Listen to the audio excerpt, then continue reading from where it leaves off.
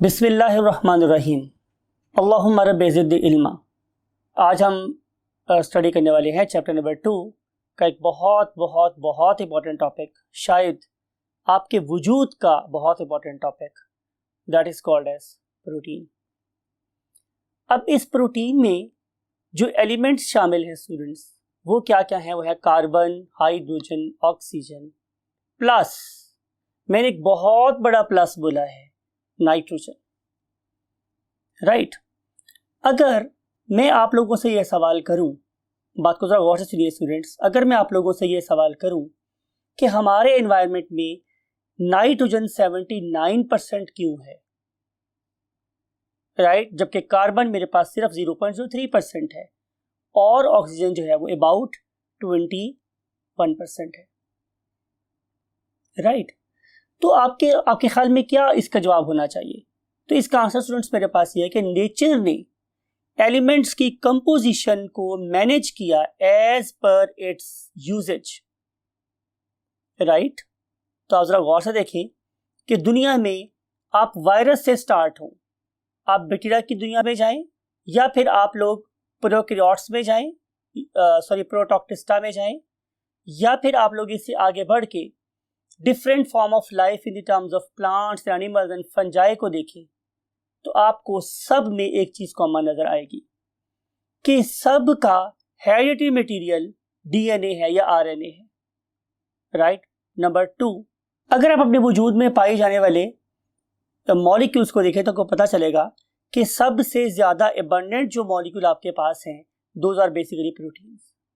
चाहे वो आप लोगों के बॉडी में फंक्शन परफॉर्म करने वाले मॉलिक्यूल्स हों, चाहे वो आप लोगों की बॉडी के पार्ट्स बनाने वाले मॉलिक्यूल हों, सारे के सारे केसेस में जो चीज डोमिनेट कर रही है वो क्या है? प्रोटीन। और प्रोटीन में सबसे अहम चीज क्या है स्टूडेंट? नाइट्रोजन। अब नाइट्रोजन आप लोगों की बॉडी में दो जगह इस्तेमाल हुई, नंबर 1 आप लोगों की प्रोटीन बनाने में, और नंबर 2 आप लोगों के क्रोमोसोम बनाने में। आप लोगों की बॉडी में अगर 60 ट्रिलियन सेल्स हैं तो हर सेल के अंदर एक ह्यूज फ्रैक्शन नाइट्रोजन की प्रेजेंट है। आई होप कि आपको मेरी इन दो बातों के बाद कायनात में हमारे इस एनवायरनमेंट में नाइट्रोजन के इतनी ज़्यादा फ्रैक्शन या कॉन्सेंट्रेशन होने की रीज़न समझ आ गई होगी। इन्हीं पर्टिकुलर मॉलिक्यूल्स की अगर मैं अपनी डेली लाइफ में एग्जांपल देखूं तो आपका क्या ख्याल है प्रोटीन में और कहाँ कहाँ काम आ सकती है? जाहिर है प्रोटीन से क्या मैं कोई कपड़े बना सकता हूँ? शायद आपको मेरा कार्बोहाइड्रेट वाला लेक्चर याद हो, तो मैंने आप लोगों से डिस्कस किया था कि आपके जितने कॉटन वेयर्स हैं वो कार्बोहाइड्रेट के बने हुए। तो आपका क्या ख्याल है, आप प्रोटीन को पहन सकते हैं? जरा सोचें। Yes we can. यानी कि जो सिल्क वर्म है वो अपने सिल्क की जो फाइबर्स हैं वो बनाता है, और जो सिल्क फाइबर से बड़े बड़े उमरा जो पुराने बादशाह गुजरे थे वो कच्चे रेशम के कपड़े पहनते थे। यस, हम रेशम या प्रोटीन को पहन भी सकते, राइट। फिर आप देखें, क्या आप प्रोटीन के बगैर कोई सांस ले सकते हैं? तो आंसर इज नो। हमारी बॉडी में पाई जाने वाली हीमोग्लोबिन जो ऑक्सीजन को माइन कर रही है वो क्या है? प्रोटीन है। देन मेरी फूडिंग का एक ह्यूज फ्रैक्शन क्या है? प्रोटीन है। यानी कि चाहे आप लोग चिकन की बात कर लें, चाहे आप लोग मटन की बात कर लें, आप लोग बीफ की बात कर लें, या आप लोग फिश की बात कर लें, हमारी फूड का एक ह्यूज फ्रैक्शन कहाँ से आ रहा है? प्रोटीन से आ रहा है। और शायद हम जो इतना खाने पीने वाले लोग हैं, अगर हमारी फूड में प्रोटीन शामिल ना हो तो हम तो शायद सब्जियां भी ना खा सकते, राइट। हम इतने ज़्यादा अपनी प्रोटीन पे डिपेंडेंट हो गए। आप लोगों को शायद ये वाली बात भी पता होगी कि जितने भी फार्म हाउसेज होते हैं, चाहे वो डेयरी फार्म्स हैं या वो हमारे पास बीफ का है या चिकन का है या मटन का, वट एवर, उन्हें हम लोग प्रोटीन फार्म्स भी बोलते हैं, बिकॉज कि उनसे प्रोटीन ऑब्टेन हो रही होती है, राइट स्टूडेंट्स। तो ये है कुछ एप्लीकेशन। मैं हमेशा ब्रीफ रखता हूँ कि हमें इन तमाम नॉलेज की डेली लाइफ में एप्लीकेशन पता होनी चाहिए। अगर मैं प्रोटीन स्टडी कर रहा हूँ तो उसके पीछे रीजन क्या है, लॉजिक क्या है, उसकी इतनी इंपॉर्टेंस क्यों है, राइट। ये प्रोटीन मुझे डेली लाइफ में कहाँ कहाँ नजर आती है, राइट। सो अब हम मूव करेंगे व्हाइट बोर्ड पर, और इसकी टेक्सचुअल मीन्स जो आप वो इंफॉर्मेशन जो आपकी टेक्स्ट बुक में गिवन है, हम उनको बहुत डिटेल से स्टडी करते हैं। So let's move to the whiteboard. Dear students, तो लर्निंग ऑब्जेक्टिव में जो सबसे पहला हमारा टास्क है वो ये है कि हम अबंडेंस देखें। तो उसी जैसे मैंने पहले बोला, मेरी विश क्या है कि मैं आपको बुक के पैटर्न के मुताबिक लेके चलूं। तो सबसे पहली बात जो हम लिखने वाले हैं एज पर योर बुक, वो क्या है? अबंडेंस। अबंडेंस का मतलब ये होता है कि कोई चीज कितनी मिकदार में पाई जाती है, राइट? अगर कोई चीज बहुत ज्यादा हो तो हम बोलते हैं कि ये वेरी अबंडेंट है, और अगर कोई चीज मिकदार में कम हो तो हम उसे बोलते हैं कि लेस अबंडेंट है। तो हमारे सेल के अंदर जो मोस्ट अबंडेंट ऑर्गेनिक कंपाउंड है उसका नाम स्टूडेंट्स क्या है? Proteins, right? लेकिन साइंस हमेशा किस्से कहानियों को नहीं मानती, वो आपसे पेट वैल्यू पूछती है। तो मैं क्या कर रहा हूं स्टूडेंट्स, जरा बात को गौर से सुने। इस चीज को मैं इन्फॉर्म कर रहा हूं पॉइंट नंबर 2 के अंदर। वो पॉइंट नंबर 2 क्या है? Dry mess. मैंने स्टूडेंट्स क्या किया? मैंने आप लोगों को लिया, या मैंने आप लोगों के टिश्यू को लिया, या कह लें कि मैंने किसी ऑर्गेनिज्म को ले लिया जो लेस वैल्यूएबल था। उस पर्टिकुलर ऑर्गेनिज्म को लेने के बाद मैंने उसे प्लेस कर दिया एक ऐसी डिवाइस जिसे हम डेसिकेटर बोलते हैं। और डेसिकेटर इज अ डिवाइस जिसके अंदर हम किसी भी सब्सटेंस के अंदर से वाटर को निकाल सकते हैं। मैं उस एनर्जी में इसको यूज कर रहा हूँ। Definitely we can't do it कि मैं आप लोगों को लूँ डेसिकेटर में डाल दूँ, मैं एनर्जी के तौर पर यूज कर रहा हूँ। मैं आप लोगों को लूँ और आपको किसी ऐसी जगह में डाल दूँ जहां से आपकी बॉडी में से सारा वाटर इवेपोरेट हो जाए, राइट? तो जो चीज बाकी बचेगी वो कहलाएगा आप लोगों का ड्राई मैस। अब आप लोगों के ड्राई मैस में मैं चीजों को सेपरेट कर रहा हूँ, भाई कितनी कार्बोहाइड्रेट है, कितने लिपिड्स है, कितनी प्रोटीन है, कितने मिनरल्स है, कितने वाइटामिन है। तो मुझे पता चलेगा कि 50% of your dry mass is basically proteins. So that's why we are studying this very valuable molecule. So अब लिख रहे हैं यहाँ पे कि 50% of the dry mass, it is made up of what? Protein. तो आपको ये बात पता चल गई स्टूडेंट्स कि आप लोगों को हम इसमें ऑब्जेक्टिव भी पूछ सकते हैं कि कितने परसेंट मेरी टिश्यू का, मेरी बॉडी का, मेरे सेल्स का क्या है प्रोटीन। तो answer is 50%, right? Now protein के रोल्स हैं वो क्या क्या है। तो हमने अपनी ईज के लिए प्रोटीन के रोल को हम 2 पार्ट्स में डिवाइड कर सकते हैं। वो जो पहला पार्ट है उसे हम लिख रहे हैं व्हाट? फंक्शनल रोल, यानी कि वो कौन कौन से काम हैं जो मेरी बॉडी में प्रोटीन्स कर रही है। तो सबसे जो यूनिक फंक्शन है वो क्या है? Transport of gases. You know very well कि इट इज बेसिकली हीमोग्लोबिन जो ऑक्सीजन को अपने साथ कंबाइन कर रही है और इसे HBO2 की फॉर्म में, और ये जो हमारे पास रिएक्शन है स्टूडेंट्स, ये होता है मेरे लंग्स में, और फिर हम इसे भेजते हैं हार्ट को, और हार्ट इसे मेरी पूरी बॉडी में डिस्ट्रीब्यूट करवा देता है, राइट? फिर उसके बाद CO2 ये कहाँ बनती है? जाहिर है मेरे टिश्यूज में। अब ये वाली CO2 भी क्या करेगी? ये हीमोग्लोबिन से कंबाइन होती है, सारी नहीं थोड़ी सी, और फिर हम इसे वापस भेज देते हैं कहाँ? लंग्स को, राइट? और ये वाली CO2 बाहर निकल जाती है, और जो हीमोग्लोबिन है वो दोबारा से रीयूज हो जाती है for the transport of oxygen.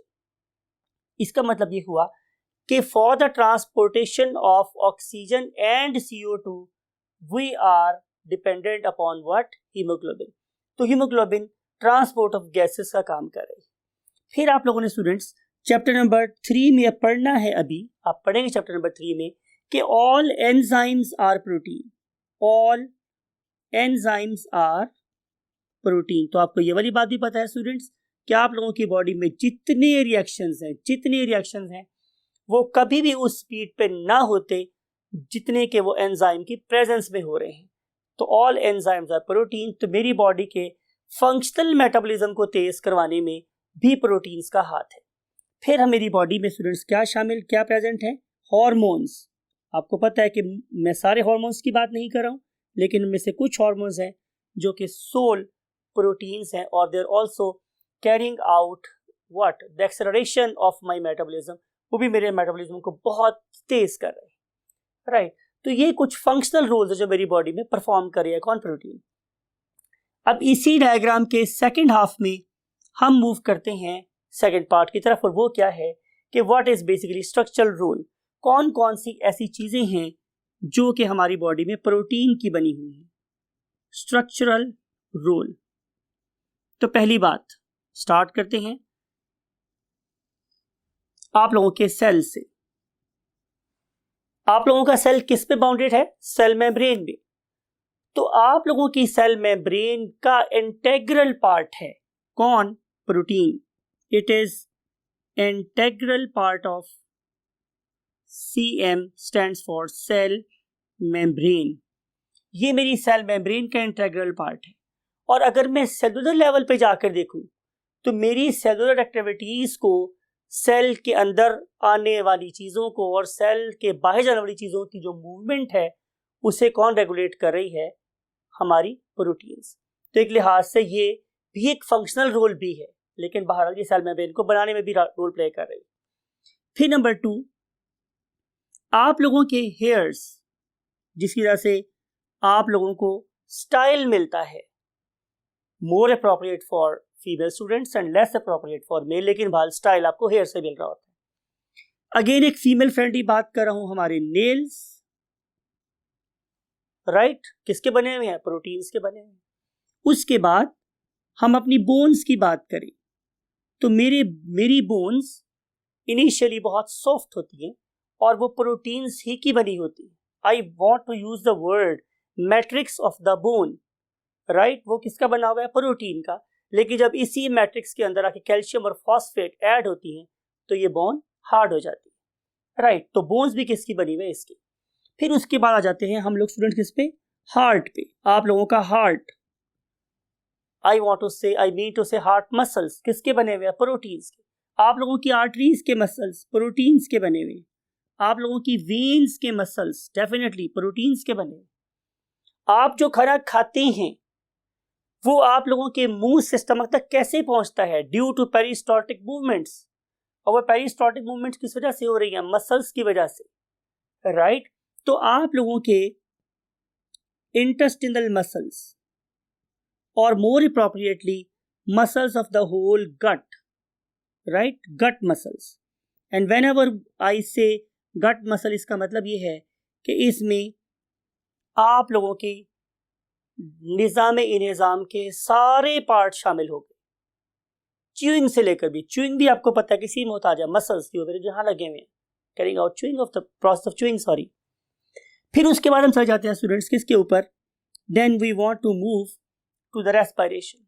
Respiration में आप इनहेल कर रहे हो, एक्सहेल कर रहे हो, वो किस तरह से पॉसिबल है, due to 3 muscles.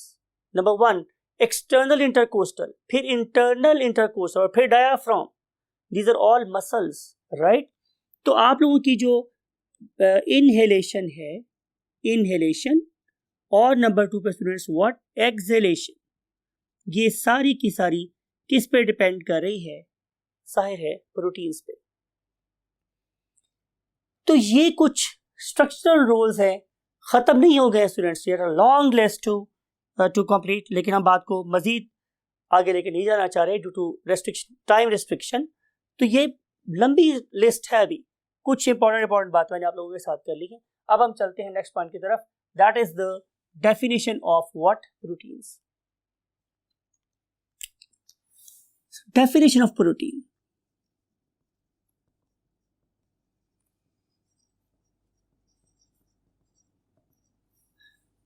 Again very simple definition कि प्रोटीन्स आर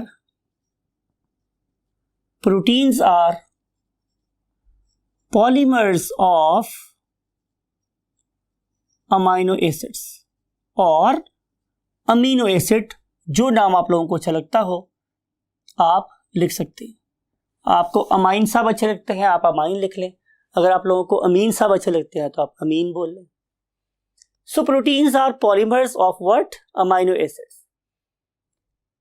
पॉलीमर का मतलब स्टूडेंट्स क्या था कि आप लोगों ने ऐसे मॉलिक्यूल्स जिन्हें हम मर्स बीन यूनिट्स बोल रहे हैं उसको आपने लाखों हजारों की तादाद में जोड़ लेना है।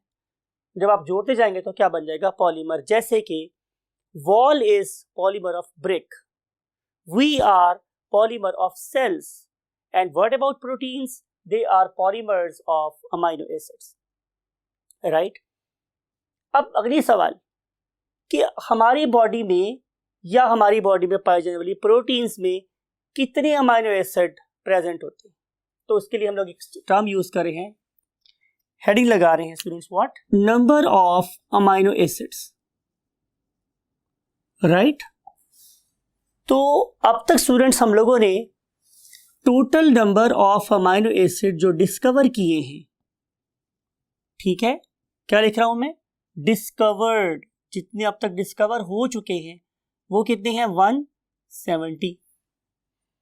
अगर आप तमाम लिविंग फॉर्म्स ऑफ लाइफ को देखें, all living forms of life को आप देखें तो उनके अंदर जितनी भी प्रोटीन्स हैं वो 25 अमाइनो एसिड के मिलने से बनी हुई।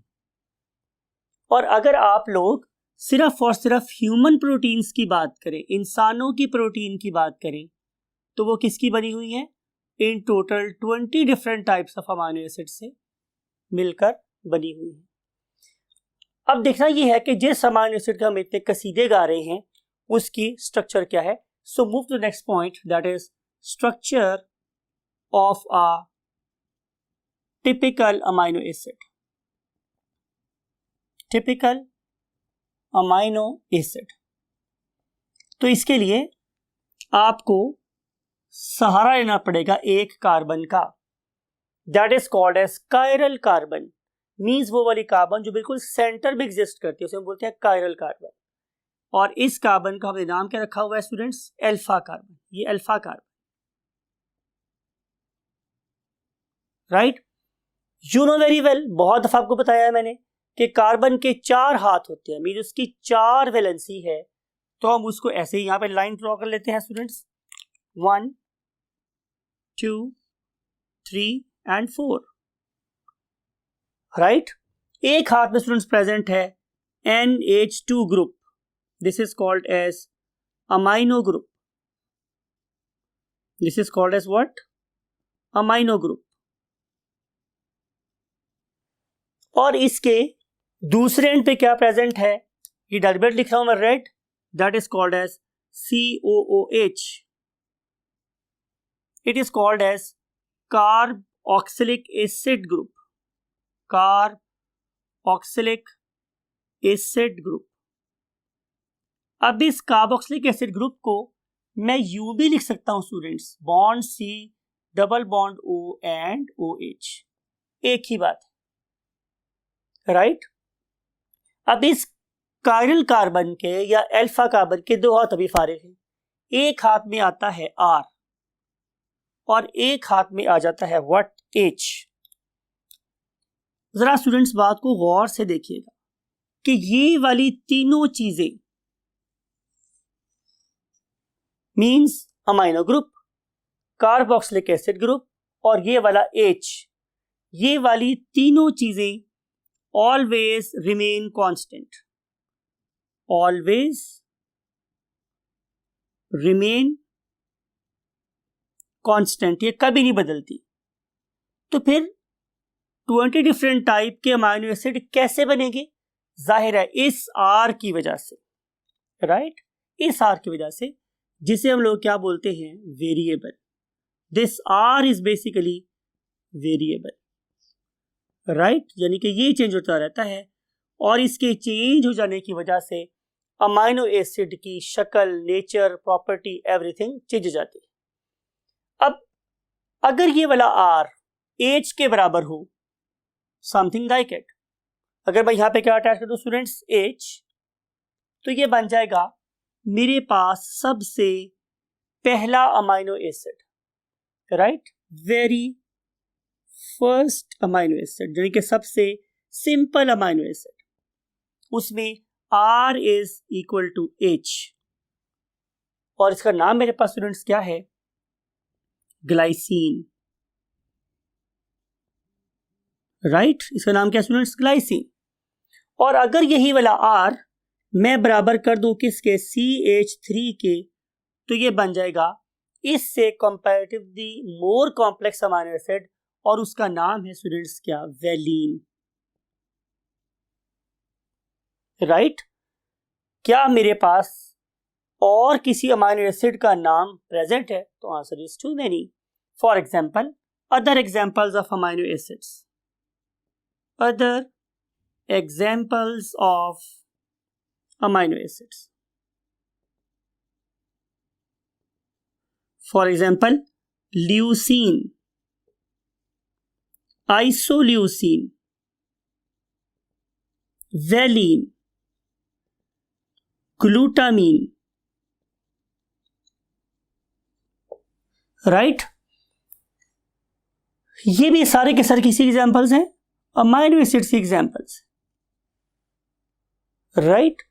इनमें और इनमें क्या फर्क होगा, जाहिर है सिर्फ R का, बाकी ये तीनों चीजें 1, 2 और 3 ये हमेशा क्या रहती है, कांस्टेंट रहती है। अब मूव करेंगे नेक्स्ट कॉन्सेप्ट की तरफ कि how we can develop a peptide bond, यानी कि we are going to combine 2 or more amino acids together to make what, a peptide bond.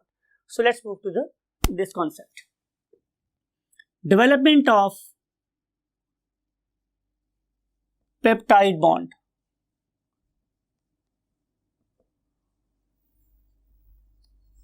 इसके लिए हमें सिंपल सी बात से शुरू करना चाहिए। फॉर एग्जाम्पल, ये आप लोगों के पास अमीनो एसिड नंबर 1 है, AA1 stands for amino acid number 1। इसको मैं जोड़ना चाह रहा हूं अमीनो एसिड 2 के साथ, और इसको जोड़ना चाह रहा हूं अमीनो एसिड 3 के साथ, something like it, right. Similarly मैं जोड़ना चाह रहा हूं अमीनो एसिड 1 को अमीनो एसिड 2 के साथ, और फिर अमीनो एसिड 3 के साथ, फिर अमीनो एसिड 4 के साथ। और ये भी हो सकता है कि मैं जोड़ूं अमीनो एसिड 1 से लेकर अमीनो एसिड N, मींस आखिरी amino acid, nth amino acid. तो यहां पे ये जो लाइंस मैं लगाई हैं स्टूडेंट्स, मैंने ये वाली लाइन, ये वाली लाइन, ये सारी लाइन जिसे मैं बोल्ड कर रहा हूं, अब ये क्या कहलाती है, ये कहलाती हैं पेप्टाइड बॉन्ड्स। क्या बोलते हैं स्टूडेंट्स हम उन्हें, पेप्टाइड बॉन्ड। अगर कोई बंदा आपसे इनकी नेचर के बारे में पूछे तो यू मस्ट से कि दीज आर कोवेलेंट बॉन्ड्स। अगर आपको लास्ट लेक्चर याद हो, मैंने यही बोला था कि अगर मैंने सलाम लेना हो आपसे तो एक हाथ मेरा होगा और एक हाथ आप लोगों का होगा, तो हम दोनों सलाम लेने के काबिल हो जाएंगे। सिमिलरली अगर एक इलेक्ट्रॉन इस अमीनो एसिड का है और एक इलेक्ट्रॉन इस अमीनो एसिड का है, तो दोनों समझ एक एक हाथ मिला रहे हैं, और उनके मिलाने से क्या बन जाएगा, एक बॉन्ड बन जाएगा। यू नो वेरी वेल कि हम कोवेलेंट बॉन्ड कहते ही उस बॉन्ड को है जहां पे इक्वल शेयरिंग ऑफ इलेक्ट्रॉन हो, राइट। चूंकि इस वाली चेन में 2 अमीनो एसिड आपस में लिंक है, तो मैं इसे क्या बोलूंगा स्टूडेंट्स, एक dipeptide chain, dipeptide chain, right. और इस वाली केस में देखते हैं स्टूडेंट, देख रहे हैं आप लोग कि यहां पे मेरे पास 3 क्या अटैच है, अमीनो एसिड। तो मैं इसे क्या बोलूंगा, a chain of 3 amino acid, और simply a tripeptide chain. और चूंकि इसमें 4 अमीनो एसिड जुड़ गए हैं यहां पे, तो मैं इसे बोलूंगा व्हाट, टेट्रा पेप्टाइड चेन, क्योंकि इसमें 4 अमीनो एसिड आपस में जुड़ गए। और चूंकि आखिरी वाली स्टेटमेंट में मैंने बहुत ज्यादा अमीनो एसिड को आपस में जोड़ दिया है, तो मैं इसके लिए वर्ड यूज करूंगा what, polypeptide chain, polypeptide chain, right. आप लोगों ने चाहे 2 अमीनो एसिड आपस में जोड़ने हो, या 4 जोड़ने हो, या 100 अमीनो एसिड आपस में जोड़ने हो, प्रोसेस या रिएक्शन एक ही तरीके से होता है, जिसे बेसिकली हम इस कॉन्सेप्ट में पढ़ना चाह रहे हैं कि how we can develop a polypeptide bond between the 2 adjacent amino acids. If I want to combine 10 amino acids, so I will develop 9 peptide bonds. And if I'm going to join 100 amino acids, so I will have 99 peptide bond, but the method is same. Let's see how we are doing it. तो students जरा इस previous board को देखें तो मैंने आप लोगों को याद होगा कि मैंने अमाइनो ग्रुप को ब्लू से ड्रॉ किया हुआ है, अमाइनो एसिड अमाइनो ग्रुप, और फिर उसके बाद मैंने यूज की क्या, अल्फा कार्बन, जिसको मैंने यूज किया किस इंक से, ब्लैक इंक से। So I want to follow the same colour code, और ऊपर हमने अटैच की व्हाट, एक हाइड्रोजन, और ऊपर हमने अटैच कर दी व्हाट, एक R, and R was red, initially it was red, it is R, that is only variable, और एंड पे हमने यूज किया व्हाट, COOH, और मैंने आपको बोला था कि हम COOH को ऐसे भी लिख सकते हैं। You know, this is amino group, this is carboxylic group, this is H, and this is the variable. मैं ऐसा ही एक अमाइनो एसिड यहां ड्रॉ करता हूं आप लोगों के लिए, starting with the same thing, that is amino group, something like it, followed by carbon having a hydrogen at the base and a red R at the top and a red litmus paper के लिहाज से carboxylic acid, red carboxylic acid group. ये दो amino acid जो एक दूसरे के आमने सामने आएंगे तो यहां से एक वाटर का मॉलिक्यूल एलिमिनेट हो जाएगा, समथिंग लाइक इट। अब जरा गौर करें, यहां से हमने एक वाटर का मॉलिक्यूल एलिमिनेट कर दिया, -H2O, राइट। अब इस कार्बन का लिंक सीधा इस नाइट्रोजन के साथ डेवलप होगा, बिकॉज ये वाला OH और ये वाला H तो यहां से माइनस हो गया है। आए इसको मिला के लिखते हैं, सेम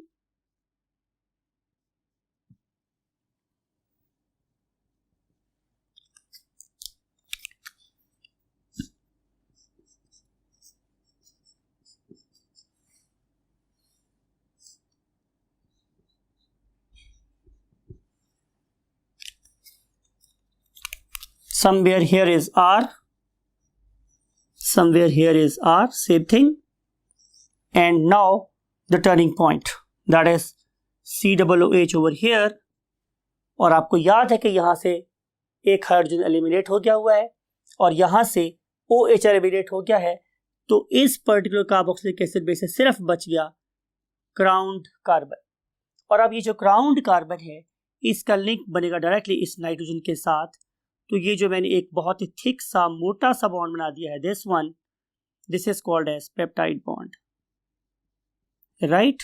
अब जरा बात को गौर से सुनिए कि पेप्टाइड बॉन्ड की फॉर्मेशन में पहले अमाइनो एसिड का कार्बोक्सिलिक ग्रुप हिस्सा लेता है और अगले अमाइनो एसिड का अमाइनो ग्रुप हिस्सा लेता है। एक बात आपने और बड़े गौर से माइंड में रखनी है कि अगर आप इस पर्टिकुलर मॉलिक्यूल को देखें, NCC मींस ये इंट्रामोलेक्युलर स्ट्रक्चर है, ये एक अमाइनो एसिड का अपना जाती स्ट्रक्चर है और ये इस अमाइनो एसिड का अपना जाती स्ट्रक्चर है।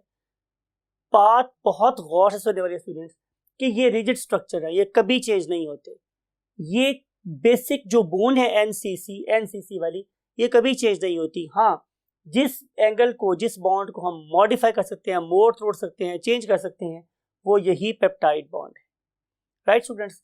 इस तरीके से हम ये फ्लेक्सिबल पेप्टाइड बॉन्ड्स बना सकते हैं between the number of amino acid, may be 2 और 4 और 10 और व्हाटएवर, और इस तरीके से हम बनाएंगे क्या, पॉलीपेप्टाइड चेन्स, और इन पॉलीपेप्टाइड चेन्स को फिर हम स्टूडेंट्स इस्तेमाल करेंगे for the formation of what, primary structure, secondary structure, tertiary structure and quaternary structure, depending upon the usages of the molecule.